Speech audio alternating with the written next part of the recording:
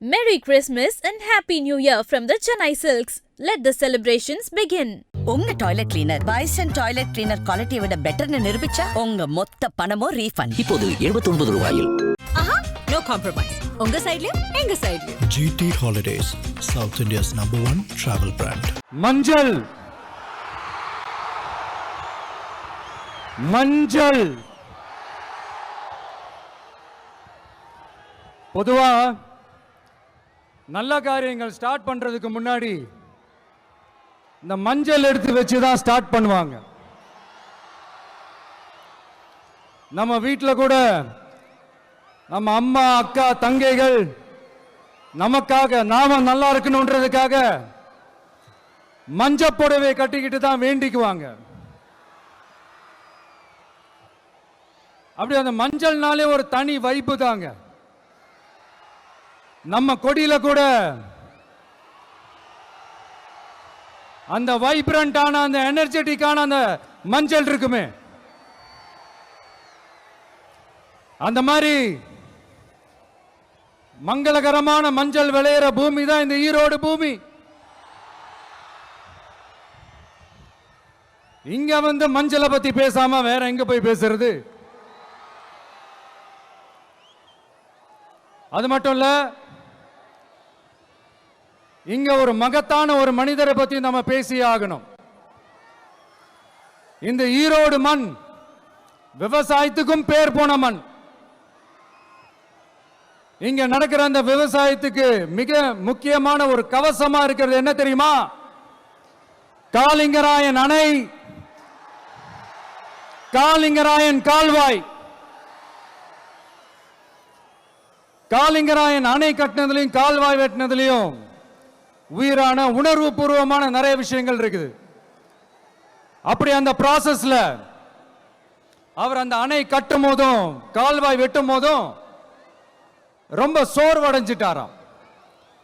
அப்ப அவங்க அம்மா அதை பார்த்துட்டு சொன்னாங்களாம், மகனே காளிங்கா, தயிர் வித்த காசு தாழ்வாரம் வரைக்கும் இருக்குது, மோர் வித்த காசு முகுட வரைக்கும் இருக்குது, அதை எடுத்துக்கிட்டு போய் அணைய கட்டியா கால்வாய வெட்டியான்னு சொல்லி தைரியம் கொடுத்தாங்களா? பெத்த அம்மா கொடுக்கிற அந்த தைரியம் இருக்கு பாருங்க, அதை தாண்டி வேற எதுவுமே கிடையாதுங்க. ஒரு மனுஷனால எதையும் சாதிச்சு காட்ட முடியும். அப்படி ஒரு தைரியத்தை தான் இப்ப நீங்க என்னுடைய அம்மா அக்கா தங்கைகள் நண்பா நண்பிகள் தோழர்கள் எல்லாரும் எனக்கு கொடுத்திருக்கிறீங்க. அதே தைரியத்தை, அதே துணையா என் கூட நிக்கிறீங்க. இதை எப்படி நம்ம பிரிச்சு விடலாம்? இதை எப்படி நம்ம கெடுக்கலாம்? என்னெல்லாம் அவதூறுகள் நம்ம விஜய் மேல சொல்லி மக்களை நம்ப வைக்கலாம்? என்னெல்லாம் சூழ்ச்சிகள் நம்ம விஜய் மேல பண்ணி மக்களை நம்ப வைக்கலாம்? இப்படி சூழ்ச்சிகளை மட்டுமே நம்பி பொழப்ப நடத்துற சில சூழ்ச்சிக்கார கூட்டங்கள் இதை தொடர்ந்து செஞ்சுக்கிட்டு தான் இருக்கு. ஆனா அவங்களுக்கு தெரியாது, இது இன்னைக்கு நேத்து வந்த உறவு இல்ல.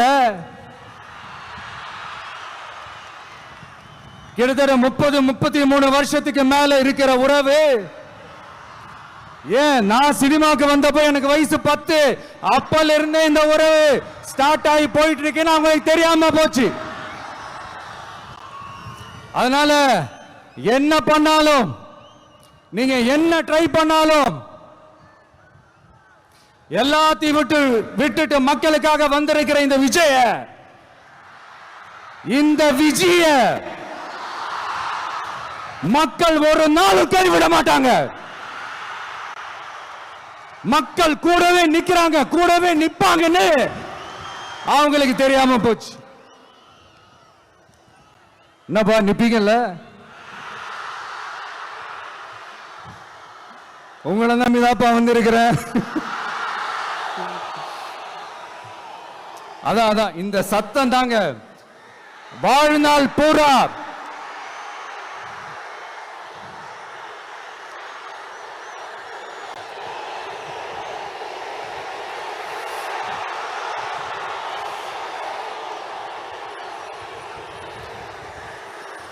வாழ்நாள் பூரா உங்களுக்கு நன்றியோடவே இருப்பேன். இப்போ நம்ம காளிங்கராயன் அவர்கள் அணையை கட்டுறதுக்காக பவானிக்கு போய் பார்க்கும்போது ஒரு இடத்துல ஒரு பாம்பு வந்து உட்கார்ந்துச்சான், படுத்துச்சான்.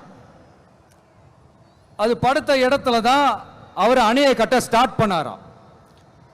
அப்புறம் அந்த பாம்பு வளைஞ்சி நெளிஞ்சி போற இடத்துலலாம் கால்வாயை வெட்டினார்னு சொல்லி சில வாய்மொழி கதைகள்லாம் சொன்னாங்க. தண்ணியை சேமிச்சு வச்சு குடிக்கிறதுக்கும் விவசாயத்துக்கும்.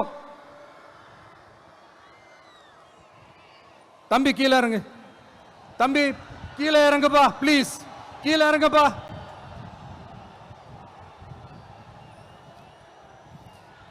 Okay, thank you thank you. கீழே இறங்குங்க, கீழே இறங்குப்பா. நீ இறங்கினாதான் முத்தம் கொடுப்பேன்.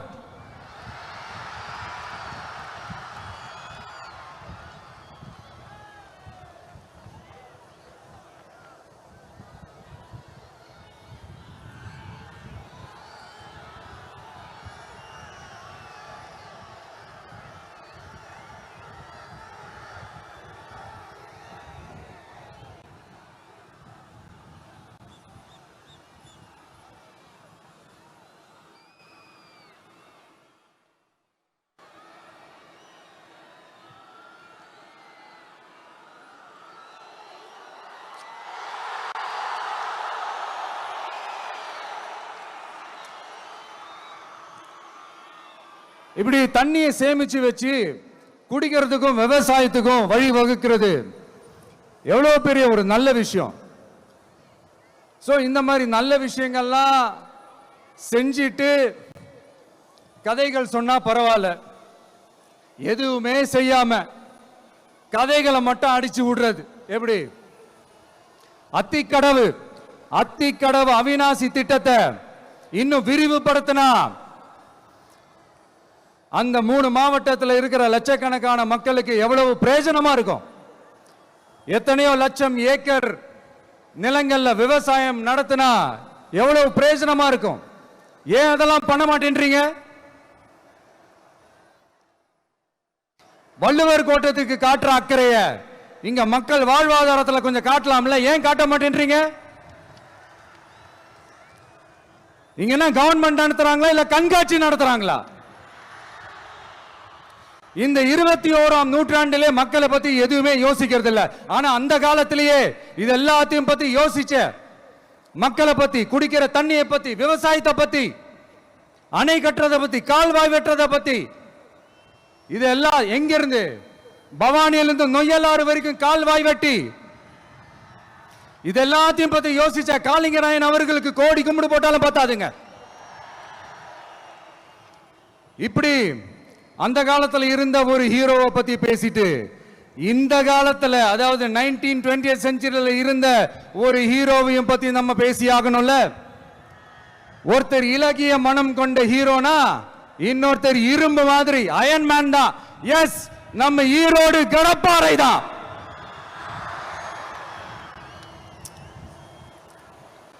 ஒட்டுமொத்த தமிழ்நாட்டையே திருப்பி போட்ட சீர்திருத்த நெம்புகோல். ஈரோடு மாவட்டத்தில் பிறந்த அவர்தான் இந்தியாவுக்கே இடஒதுக்கீடு சம்பந்தமான அரசியல் சட்டத்தை திருத்தறதுக்காக போராட்டம் நடத்தினவர் யாரு?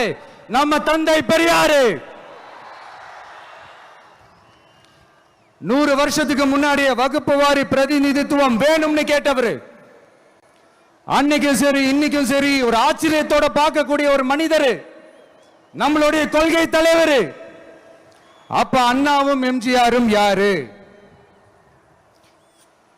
பெரியார் அவர்கள் கிட்ட இருந்து எங்களுக்கு தேவையான கொள்கைகளை எடுத்துக்கிட்டோம்.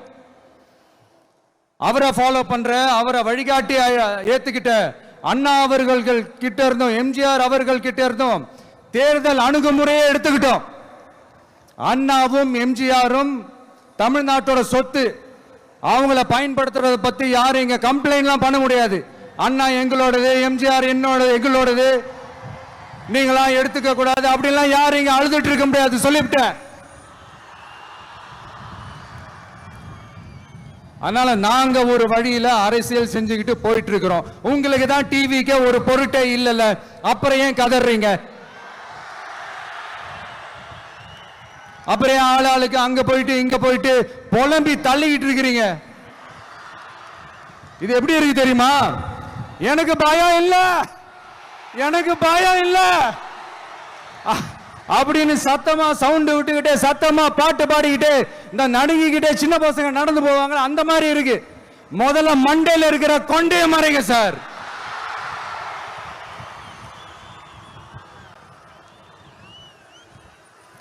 சும்மா மாறு வேஷத்துல மறு வச்சுக்கிட்டு மீடியா ஆளு ரேடியோ ஆளுன்னு இவங்க ஆளுங்களே மாத்தி மாத்தி அனுப்பிக்கிட்டு இதெல்லாம் என்ன மக்களுக்கு தெரியாதுன்னு நினைச்சிட்டு இருக்கீங்களா?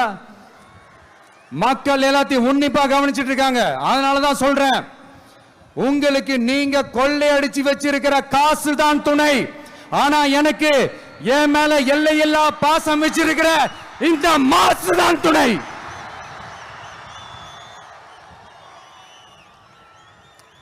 இப்படி நமக்கு துணையா இருக்கிற ஈரோடு மக்களுக்காக நான் இப்போ குரல் கொடுக்கலாம் வந்திருக்கிறேன். சரி, இப்ப விஷயத்துக்கு வருவோம். பெரியார் அவர்கள் கிட்ட இருந்த அந்த செல்வாக்கையும் அந்த பதவிகளையும் அந்த பவரையும் வச்சுக்கிட்டு அவர் என்ன சொன்னார் தெரியுமா? இவ்வளவு செல்வாக்கு, இவ்வளவு பதவிகள், இவ்வளவு பவர் இருந்தோம் நான் ஒரு 5 பைசா காசு சம்பாதிச்சிருப்பேனா?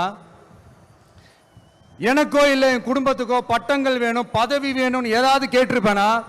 இல்ல ஏதாவது லாபம் பார்த்திருப்பேனா? இல்ல எதுக்காவது ஆசைப்பட்டிருப்பேனா?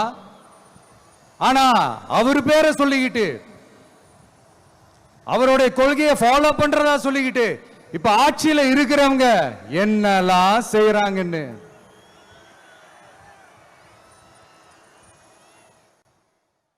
அதனாலதான் சொல்றோம், பெரியார் பேரை சொல்லிக்கிட்டு தயவு செஞ்சு கொள்ளையடிக்காதீங்கயா, தயவு செஞ்சு கொள்ளையடிக்காதீங்க. அவரு பேரை சொல்லிக்கிட்டு பெரியார் பேரை சொல்லி கொள்ளையடிக்கிற இவங்க தான் நம்மளுடைய அரசியல் எதிரி. மக்களை நீங்க சொல்லுங்க, நம்மளுடைய அரசியல் எதிரி யாரு? நம்மளுடைய கொள்கை எதிரி யாரு? ரிப்பீட், நம்மளுடைய அரசியல் எதிரி யாரு? நம்மளுடைய கொள்கை எதிரி யாரு? உங்களுக்கு புரியுது இல்ல? எனக்கு அது போதும்யா, எனக்கு வேற எதுவுமே தேவையில்லை.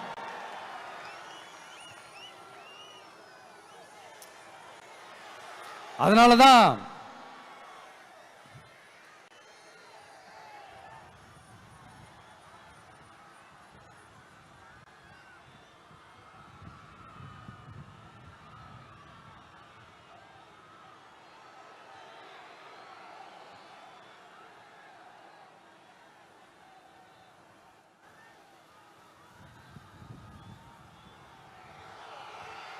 உங்களுக்கு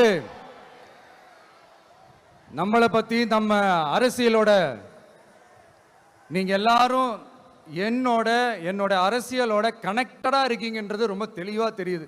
அதனால எனக்கு அது போதும். அதனாலதான் எதிரிகள் யாருன்னு சொல்லிட்டு களத்துக்கு வந்திருக்கிறோம். அதனால அவங்கள மட்டும் தான் எதிர்ப்போம். அதுவும் அந்த எதிரிகள் யாரு இப்போ இங்க 2026 சட்டமன்ற தேர்தலில் களத்தில் இருக்கிறாங்களோ அவங்கள மட்டும் தான் எதிர்ப்போம். சும்மா களத்திலே இல்லாதவங்களையும், களத்துக்கும் அவங்களுக்கும் சம்பந்தமே இல்லாதவங்களையும் எதிர்க்கிற ஐடியாலாம் இல்ல பாஸ். நீங்க கேட்கிறீங்கன்றதுக்காக எதிர்த்துட்டு இருக்க முடியாது பாஸ். எங்களுக்கு நிறைய வேலை இருக்குது.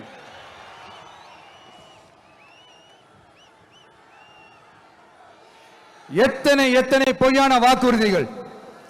வந்த உடனே நீட்டை ரத்து செய்வோம், கல்வி கடனை ரத்து செய்வோம், கேஸ் சிலிண்டருக்கு மானியமா 100 ரூபாய் தருவோம், என்னெல்லாம் அடிச்சு விட்டுட்டு இன்னி வரைக்கும் கேட்கிறேன், இதெல்லாம் சொன்னாங்களே செஞ்சாங்களா? இவங்க எப்பவுமே இப்படிதான், சொல்றது ஒண்ணு செய்யறது ஒண்ணு. திமுகவும் பிரச்சனைகளும் ஃபெவிகால் போட்டு ஓட்டின ஃப்ரெண்ட்ஸ் மாதிரி ஒன்னிலிருந்து ஒன்னை பிரிக்கவே முடியாது. இப்போ ஈரோடு பகுதியில் இருக்கிற பிரச்சனையை பத்தி பேசுவோம். பெரியார் பேரை மட்டும் சொல்லிக்கிட்டு எப்படி அவரோட கொள்கைகளுக்கு எதிராக செயல்படுறாங்களோ அப்படிதான் இந்த மஞ்சள் நகரத்தோட மஞ்சளுக்கும் ஒண்ணும் பண்ணல, மஞ்சள் விவசாயிகளுக்கும் ஒண்ணும் பண்ணல. ஆராய்ச்சி மையம், சிறப்பு மையம்னு கோடி கோடியா டெண்டர் விட்டாங்க, பேருக்கு கட்டிடத்தை கட்டினாங்க. ஆனா உலகமே போட்டி போட்டு வாங்குற மஞ்சளை மதிப்பு கூட்டி விற்பனை செய்ய, அதாவது அதோட வேல்யூ இன்க்ரீஸ் பண்ணி நம்ம விவசாயிகளுக்கும் இந்த மாவட்ட மக்களுக்கும் நன்மை செய்ய இதுவரைக்கும் என்ன செஞ்சிருக்காங்கன்னு யோசிச்சு பார்த்தா ஒரு பெரிய ஜீரோ தான்.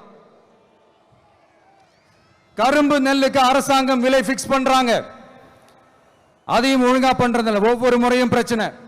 அங்க நெல் கொள்முதல் செய்யறதுல ஊழல். சரி, நாம கஷ்டப்பட்டு விளைய வச்சது வீணா போக கூடாதுன்னு நினைச்சு நம்ம விவசாயிகள் கேட்கிற லஞ்சத்தை கொடுத்தாலும் அதுக்கப்புறம் கூட அந்த கொள்முதல் ஒழுங்கா நடக்கிறது இல்லை. அதையும் தாண்டி ஏதோ ஒரு விலை விவசாயிகளுக்கு கிடைக்குது. அப்படியெல்லாம் இல்லாம ஒழுங்கா நேர்மையா நம்ம மஞ்சளுக்கும் நியாயமான விலை பிக்ஸ் பண்ணி தரமான விதைகளை கொடுத்தா என்ன குறைஞ்சா போயிடுவாங்க? இதெல்லாம் யோசிக்கிறதுக்கு அவங்களுக்கு நேரமே இல்லை. 24x7 அவங்களோட யோசனை என்ன தெரியுமா? இந்த விஜயை எப்படி முடக்கலாம்,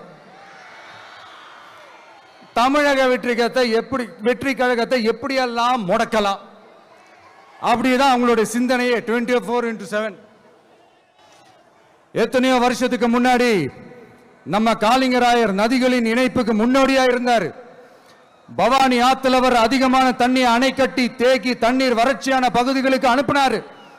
ஆனா இன்னைக்கு இவ்வளவு நவீன வசதிகள் இருந்தோம், இவ்வளவு சயின்ஸ் வளர்ச்சிகள் இருந்தோம், இவ்வளவு டெக்னாலஜி வளர்ச்சிகள் இருந்தோம், அவங்க வாக்குறுதியில் ஒன்று கொடுத்தாங்கல்ல, பவானி நொய்யலாறு அமராவதி 6 இணைப்பு திட்டத்துக்கு ஒரு துரும்ப கூட கிள்ளி போடல. வாக்குறுதி நம்பர் 103 சொன்னாங்களே, செஞ்சாங்களா? சரி, இதாவது ஒரு பெரிய ப்ராஜெக்ட் வைங்க. ஆறுகளை சுத்தப்படுத்த பல ஆயிரம் கோடி நிதி ஒதுக்குவோம், தமிழ்நாட்டில் உள்ள ஆறுகளை சுத்தப்படுத்துவோம்னு சொன்னாங்களே, செஞ்சாங்களா? ஆனா ஆத்து மணலை கொள்ளையடிக்கிறதுல மட்டும் வேலையை கரெக்டா செய்வாங்க. இதை நான் ஏன் திரும்ப திரும்ப சொல்றேன்னா, மக்களே நீங்க புரிஞ்சுக்கணும். கொஞ்சம் மசந்தா மணல் காணாம போன மாதிரி, மலைகள் காணாம போன மாதிரி, நம்ம மாவட்டத்தில் தனி வளத்தை கொடுத்த செம்மண்ணும் காணாம போறதுக்கு வாய்ப்பு இருக்கு மக்களே. நம்ம மண்ணுக்கும் நம்ம ஆத்துக்கும் நம்ம விவசாயிக்கும் தான் இந்த மோசமான நிலைமை. அதனால ஏதாவது தொழில் செஞ்சு பிழைக்கலாம்னு பார்த்தா அதுக்கும் எங்க விடுறாங்க? தொழில்னு பார்த்தா 30% நெசவாளர்களுக்கு கூலி பாக்கி. அரசாங்கம் நம்ம நெசவாளர்கள் கிட்ட இருந்து கொள்முதல் செய்த வேட்டி சேலைக்கான கூலியை கூட போராடித்தான் வாங்க வேண்டியதா இருக்குது. அது சலுகையோ உதவியோ நலத்திட்டமோ கிடைக்காது. நம்ம உழைப்புக்கான ஊதியம், நம்மளோட உரிமை, அதுக்கே போராட வேண்டிய நிலையில தான் இந்த அரசாங்கம் நம்மளை வச்சிருக்கு. நல்லா பார்த்துக்கங்க மக்களே, உரிமைக்கு குரல் கொடுத்தவங்க தான் இவங்க. சிறு குறு தொழில்கள் பீக் ஹவர்ஸ் சார்ஜ்னு கரண்ட்டுக்கு அநியாய விலை வச்சு அதையும் செய்ய விடாம நம்மளை முடக்கிறாங்க. அந்த பீக் ஹவர்ஸ் சார்ஜ் கொள்ளையால எத்தனை வருஷமா எவ்வளவு பேர் பாதிக்கப்படுறோம், எவ்வளவு தொழில்கள் பாதிக்கப்படுது. நாமளும் கத்துறோம், போராடுறோம், கோரிக்கை வைக்கிறோம். எதையாவது இவங்க கண்டுக்கிறாங்களா? கொஞ்சம் யோசிங்க. ஏன் கண்டுக்க மாட்டேன்றாங்கன்னு கொஞ்சம் யோசிங்க. அப்பதாங்க பிரைவேட்ல அதிக விலைக்கு கரண்ட் வாங்க முடியும், அதுக்கு டெண்டர் விட முடியும். அப்படி டெண்டர் விட்ட மேட்டர்ல எல்லாம் என்ன நடக்கும்னு உங்களுக்கும் தெரியும், எனக்கும் தெரியும், நம்ம எல்லாருக்குமே தெரியும். இந்த மாதிரி ஈரோடுல மட்டும் இல்ல, எந்த மாவட்டத்துக்கு போனாலும் பிரச்சனைகள் மேல பிரச்சனைகள் தான்.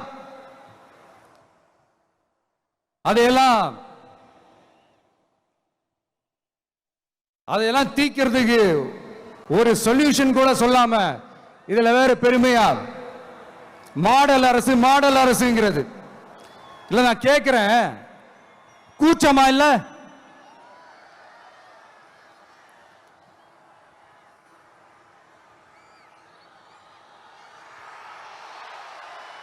இதெல்லாம் கேட்டா அப்படியே நம்ம பக்கம் யூட்டர்ன் அடிச்சு வந்துருவாங்க. விஜய் என்ன அரசியல பேச மாட்டேன்றாரு, விஜய் என்ன சினிமா டயலாக் மாதிரி பேசுறாரு, விஜய் என்ன பஞ்ச் டயலாக் பேசுறாரு, விஜய் என்ன 10 நிமிஷம் தான் பேசுறாரு, 9 நிமிஷம் தான் பேசுறாரு. நான் எத்தனை நிமிஷம் பேசினா உங்களுக்கு என்ன சார்? நான் எப்படி பேசினா உங்களுக்கு என்ன சார்? உள்ள விஷயம் என்னன்னு பாருங்க சார். ஒவ்வொரு மாவட்டத்துக்கும் போய் மக்கள் ஃபேஸ் பண்ற பிரச்சனைகளை எடுத்து பேசிட்டு இருக்கிறேன். பின்ன அது அரசியல் இல்லாம வேற எதுதான் அரசியல்? உங்களை மாதிரி தனிப்பட்ட முறையில் தரக்குறைவா அசிங்கமா பேசுறதுதான் அரசியல்னா அந்த அரசியல் நமக்கு வராது. வராதுன்னா நல்லாவே வரும். உங்களை விட எனக்கு அது நல்லாவே வரும். வேணான்னு விட்டு வச்சிருக்கிறோம். அப்புறம் உங்களுக்கு நமக்கு என்ன வித்தியாசம்? காஞ்சிபுரத்தில் நாம பேசும்போது இந்த மாதிரி உங்களால் அமைக்கப்பட போற ஆட்சியில நம்ம ஆட்சிக்கு வந்த உடனே என்னெல்லாம் செய்ய போறோம்ன்றது சிலது சொன்னோம். அதையெல்லாம் தப்பா புரிஞ்சுக்கிட்டு இப்போ சொல்றேன், விளக்கமா சொல்றேன். நான் சலுகைகளுக்கு எதிரானவன் கிடையாது. மக்களுக்கான சலுகைகளை இலவசம்னு சொல்லி அசிங்கப்படுத்துறதுல எனக்கு உடன்பாடு கிடையாது. மக்கள் காசுல மக்களுக்கு செய்யறதை எப்படி இலவசம்னு சொல்லுவீங்க? அப்படியே செஞ்சிட்டாலும் ஓசில போறேன்னு சொல்லி அசிங்கப்படுத்துறீங்க. என்ன கேட்கறதுக்கு ஆள் இல்லைன்னு நினைச்சீங்களா? மக்களுக்கு ஒண்ணுன்னா இந்த விஜய் வந்து நிப்பா, இந்த விஜய் வந்து கேள்வி கேட்பா. இந்த விஜய் எப்பவுமே மக்கள் பக்கம் தான், அதே மாதிரி மக்களும் என் பக்கம் தான். என் மக்கள் மானத்தோட மரியாதையோட கௌரவத்தோட வாழணும். என் மக்கள் யாருக்கும் கீழே கிடையாது.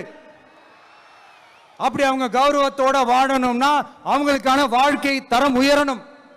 வாழ்க்கை தரம் உயரணும்னா அவங்களோட வாழ்வாதாரம் உயரணும். வாழ்வாதாரம் உயர்ந்தாதான் பொருளாதாரம் உயரும்.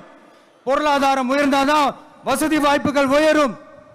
இதெல்லாம் உயர்ந்தாலே ஆட்டோமேட்டிக்கா அவங்களோட வாழ்க்கை தரம், அவங்களுக்கான மரியாதை, அவங்களுக்கான கௌரவம் எல்லாமே உயரும். இதுக்கான வழிகள், அந்த சூழல்களை அந்த கவர்மெண்ட் அமைச்சு கொடுக்கணும்.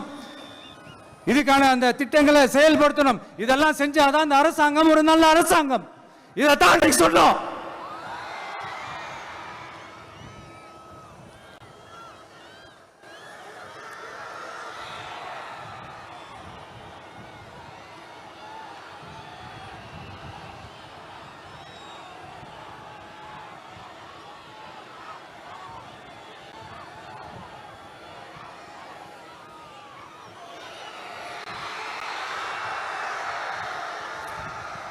இதைத்தான் இன்னைக்கு சொன்னோம். உடனே சொன்னா மட்டும் போதுமா? எப்படி செயல்படுத்துவீங்க? நாங்க என்ன வாயிலேயே வடை சுடுறதுக்கு டிஎம்கேவா? டிவிகேடா?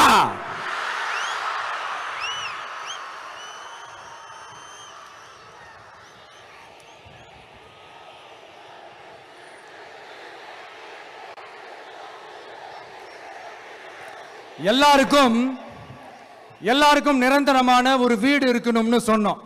உடனே எங்க ஆட்சியிலே நாங்க எல்லாரும் வீடு கட்டி கொடுத்துட்டோமே அப்படிங்கிறது இல்ல. நான் கேட்கிறேன், இங்க உங்களை தான் கேட்கிறேன், இங்க வாடகைக்கு இருக்கிறவங்களே இங்க யாரும் இல்லையா? எல்லாருக்கும் சொந்தமா வீடு கட்டி கொடுத்துட்டாங்களா? அடுத்து வீட்டில் இருக்கிற ஒவ்வொருத்தரும் மினிமம் டிகிரி படிச்சிருக்கணும் அப்படின்னு சொன்னோம். உடனே எங்க ஆட்சியிலே எல்லாரும் டிகிரி படிச்சு முடிச்சிட்டாங்களே அப்படிங்கிற மாதிரி சொல்றது அது உண்மைனா? ஸ்கூல் லெவல்லையே டிராப் அவுட்ஸ் அதிகமானது யாரோட ஆட்சியிலங்க?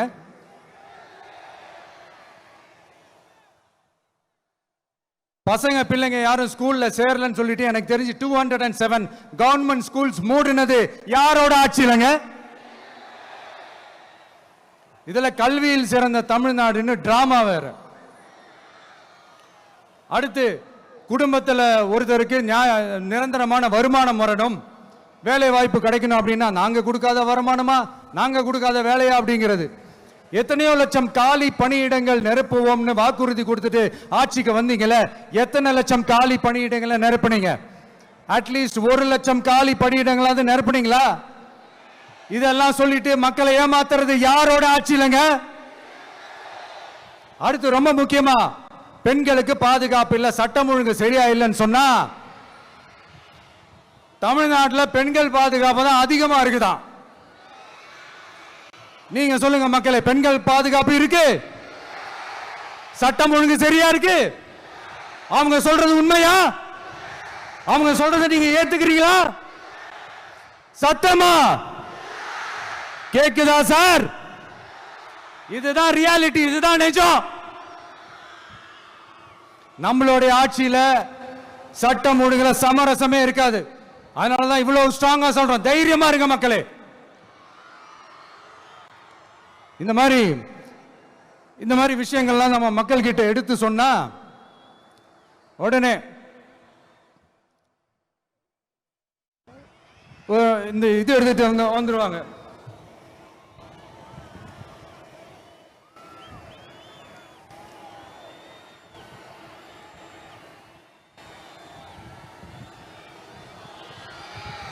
இந்த மாதிரி இதெல்லாம் என்னென்ன செய்ய போறோன்றது சிலதெல்லாம் காஞ்சிபுரத்தில் சொன்ன மாதிரி சொன்னா எல்லாத்தையும் தப்பா திருச்சி பேசிக்கிட்டு அவதூறு பரப்பிக்கிட்டு.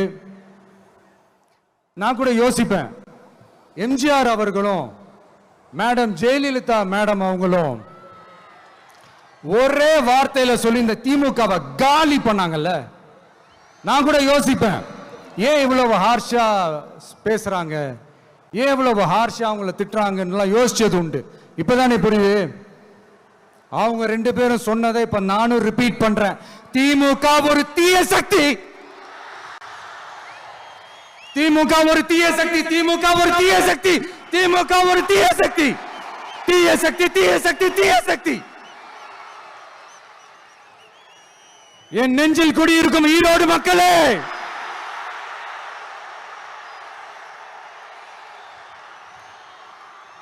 டிவிகே ஒரு தூய சக்தி. எப்படி? டிவிகே ஒரு தூய சக்தி. தூய சக்தி டிவிகேவுக்கும் தீய சக்தி டிஎம்கேவுக்கும் தான் போட்டியே.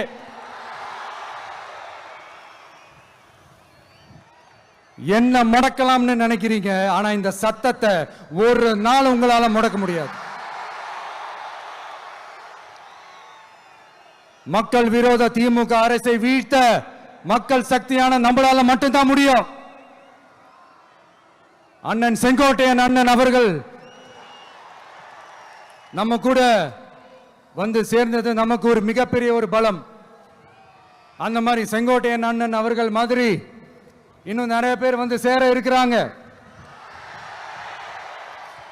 அவங்க எல்லாருக்குமே அந்த உரிய அங்கீகாரத்தை கொடுப்போம். அது மட்டும் இல்ல, அப்புறம் இன்னொரு விஷயம் சொல்ல மறந்துட்டேன். இப்போ ரீசெண்டா ஒரு இடத்துல நம்ம சிஎம் சார் அவர்கள் பேசும்போது சொன்னாங்க, என் கேரக்டரையே புரிஞ்சுக்க மாட்டேங்கிறேன். இது சினிமா டயலாக் இல்லையா? நான் ஏதாவது பேசினா சினிமா டயலாகா? சார் பேசினா அது சினிமா டயலாக் இல்லையா? சிலப்பதிகாரத்திலிருந்து எடுத்ததா அந்த லைன். என் கேரக்டரையே புரிஞ்சுக்க மாட்டேன்றது. உங்களை எப்படிதான் சார் புரிஞ்சுக்கிறது? எந்தெந்த விஷயத்துலலாம் சார் உங்க கேரக்டர் நாங்க புரிஞ்சுக்கிறது? அதையும் நீங்களே சொல்லிட்டீங்கன்னா கொஞ்சம் நல்லா இருக்கும் சார். சட்டம் ஒழுங்குல நாடே சந்தி சிரிக்குது, அதுலயா? பெண்கள் பாதுகாப்புல நாடே சந்தி சிரிக்குது, அதுலயா? பொய் வாக்குறுதிகளா கொடுத்து ஏமாத்தி ஆட்சிக்கு வந்தீங்களே, அதுலயா? எதுலதான் சார் உங்க கேரக்டர் நாங்க புரிஞ்சுக்கிறது? ஆனா ஒண்ணு, தமிழ்நாட்டில் ஆட்சி செய்யற நீங்களும் சரி, ஒன்றியத்தில் ஆட்சி செய்யறவங்களும் சரி, நீங்க ரெண்டு பேரும் முதல்ல என்னோட கேரக்டரை புரிஞ்சுக்கணும் சார். என்னோட கேரக்டர்னு சொன்னது நம்ம மக்களோட கேரக்டரை. 2026 சட்டமன்ற தேர்தலோட அந்த கேரக்டரே கொஞ்சம் வேற மாதிரி சார். அத கொஞ்சம் தயவு செஞ்சு நீங்க புரிஞ்சுக்கணும் சார். புரிஞ்சுக்கலன்னா மக்களே உங்களுக்கு புரிய வைப்பாங்க சார். கான்பிடென்டா இருங்க சார், நல்லதே நடக்கும் சார். வெற்றி நிச்சயம் சார். மீண்டும் சந்திக்கும் வரை நன்றி, வணக்கங்க sir. Merry Christmas and Happy New Year from the Chennai Silks. Let the celebrations begin. உங்க toilet cleaner bison toilet cleaner குவாலிட்டியை விட பெட்டர்னு நிரூபிச்சா உங்க மொத்த பணமும் ரீஃபண்ட். இப்போது 79 ரூபாயில். ஆஹா, நோ காம்ப்ரமைஸ். உங்க சைடுலயும் எங்க சைடுலயும். GT Holidays, South India's #1 travel brand.